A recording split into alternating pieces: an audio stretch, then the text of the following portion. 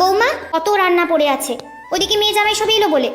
মা, একটা কথা বলার ছিল। বাবা বলছিল আজ আপনার ছেলেকে নিয়ে যদি একবার ঘুরে আসি ও বাড়ি থেকে। তুমি না থাকলে ওদের যত্নার্থী কে করবে? আমি সমস্ত রান্না করে গুছিয়ে দিয়েই যাব। আমার কাছে আমার বাবা মা আমার জীবনের ফার্স্ট প্রায়োরিটি। তারা তাদের অর্থ এবং শ্রম দুটোই আমার পেছনে দিয়েছে বলেই আমি এত বড় হয়েছি। এখন আমার সময় হয়েছে তাদের কিছু ফিরিয়ে দেবার। সন্তান হিসেবে এটা আমার কর্তব্য। আর এবাড়ির বউ হিসেবে যে কর্তব্যগুলো আছে সেগুলো, ওই তো একটা ছোট্ট স্কুলে বাচ্চাদের পড়াও। আমার ছেলের অগাধ টাকা দেখে গলায় ঝুলে পড়েছো। অনি, বাবা তুই আমাকে বৃদ্ধাশ্রমে রেখে আয়। কি? তুমি মাকে কি বলেছো রাত্রি? ক্ষমা চাও, এক্ষুনি আমার মায়ের কাছে ক্ষমা চাও। তোমার জন্য আজ আমার মায়ের চোখে জল এসেছে। আমি কোনো ভুল করিনি, তাই সরিও বলবো না। বাড়ি থেকে বেরিয়ে যাওয়ার কথা যখন উঠেছে তখন আমি বেরিয়ে যাচ্ছি। আপনি কেন যাবেন? এই বিনা মাইনের কাজের মেয়েকে যদি দরকার হয় ডেকে পাঠিও। আজ বরং আসি। বর্তমানে এমন অনেক রাত্রি আছে যারা শত যন্ত্রণা সহ্য করে শ্বশুরবাড়িতে থেকে যায়, কারণ তাদের কোনো যাওয়ার জায়গা নেই বলে।